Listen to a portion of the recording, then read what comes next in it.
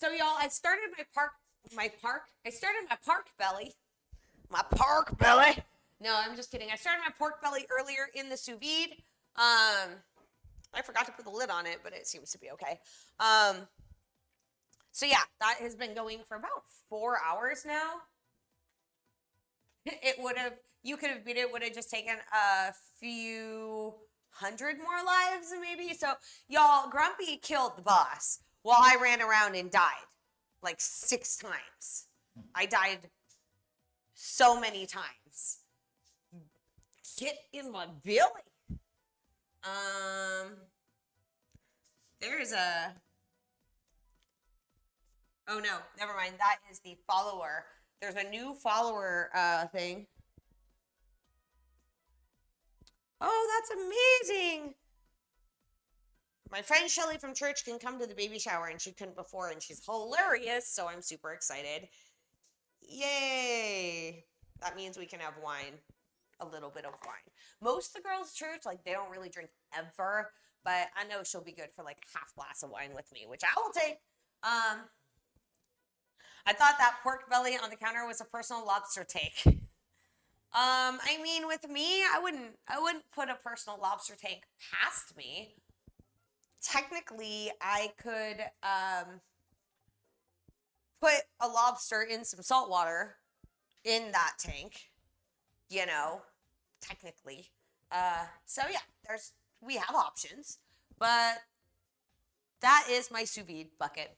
Now I want a personal lobster tank. See what you've done to me, Grumpy? Now I'm like, oh, personal lobster tank. If I seem like I slowed down all my words there, it's because in my head, I was like, I wonder what the salinity needs to be to make the salt water that would be acceptable for a lobster to live in. And I wonder if I could do that with sea salt because it comes from the sea, which would make it seem. So, all right, let's talk about what's going on over here. In this lovely sous vide, well, first of all, I have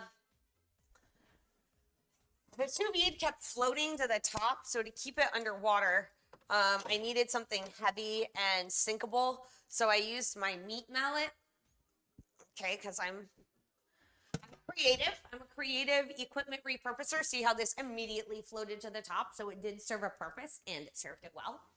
All right, I'm going to grab my pork belly, my belly. All right.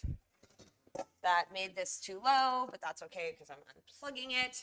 All right, so earlier, I know, right? Ask me now, I want a lobster tank. This is what Grumpy's done to me. A pet lobster. No. Lobsters are food. That lobster wouldn't make it 5 minutes in this house. Have you seen our animals? They eat.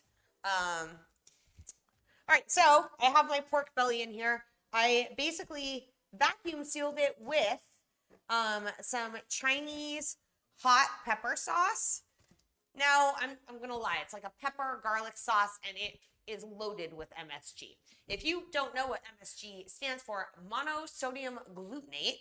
And listen, I love me some MSG. I don't sit there and it's not good for you, okay? I one time ate straight MSG. So here's the story.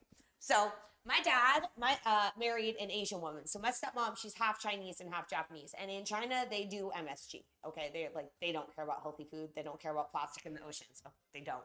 They don't care about the poor little sharks that they keep cutting the fins off of. I mean, a lot of them do, especially in America. But over there, they don't care as much. Anyway, they don't care about MSG.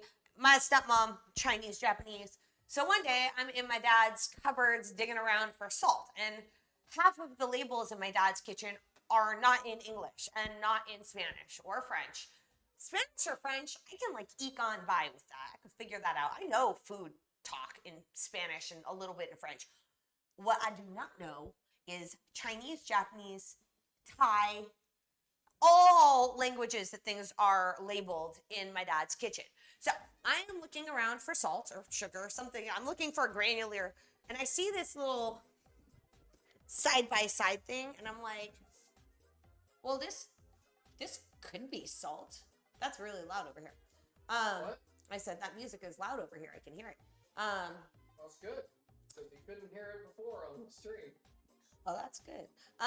So I am looking through my dad's cabinet, and I'm just trying to find salt or sugar, and I see this little thing. It's not labeled at all. It's like a little. You want it down?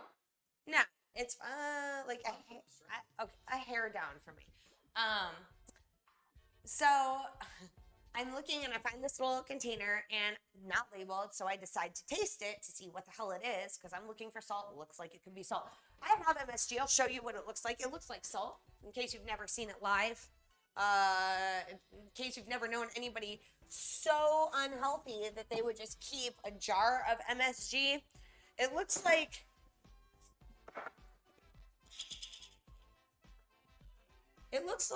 a salt, except that Back camera.